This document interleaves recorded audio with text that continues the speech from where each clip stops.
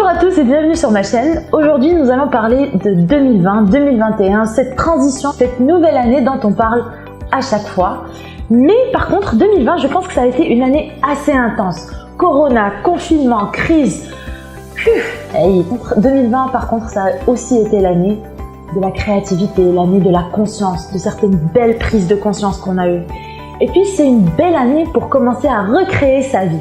Créer la vie dont on a envie, créer la vie dont on a toujours rêvé. Parce qu'aujourd'hui, et plus qu'à n'importe quel moment, la vie dont vous avez envie est possible. Alors, avant de commencer par quels sont vos objectifs, qu'est-ce que vous voulez réaliser, qu'est-ce que vous voulez faire, moi, ce que je vous propose d'abord, c'est de faire le bilan. C'est le bilan, calmement. Donc, on va commencer avec 4 questions pour l'année 2021. Alors, question number 1. De quoi êtes-vous fier?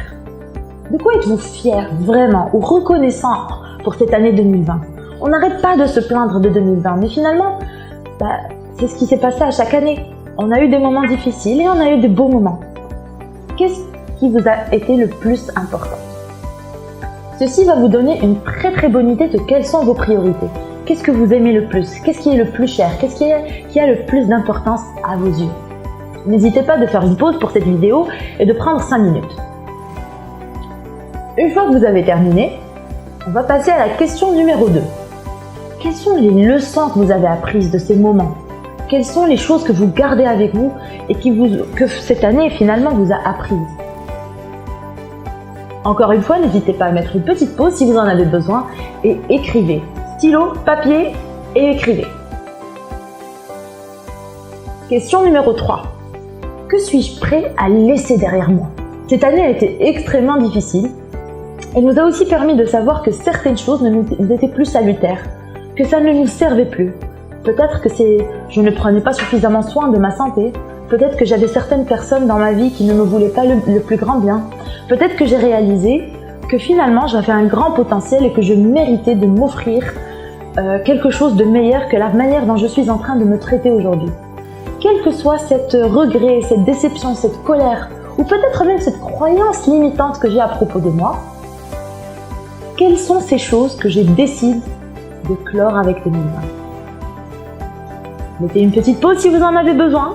Et encore une fois, prenez le temps d'écrire. Question numéro 4, et ce sera vraiment la dernière. What's next? Qu'est-ce que vous voulez vraiment créer en 2021? Qu'est-ce qui vous fait plaisir? Qu'est-ce qui vous donne cette envie d'être vous-même? Cette envie de créer la plus belle vie possible? La vie la plus large possible? Et là, je ne parle pas que votre vie pro et votre vie perso, mais je parle vraiment de tout. Pensez à votre santé financière, votre carrière. Pensez à vos amis, votre famille. Je pense que cette année nous a vraiment démontré que la famille était importante, que les amis sont importants. Alors, qu'est-ce que vous planifiez et quelle serait l'expression la plus belle et la plus authentique de votre vie? Prenez un moment pour les écrire. Et je vous donne rendez-vous la prochaine fois pour aller un peu plus en détail dans notre bilan et dans notre planification de vie.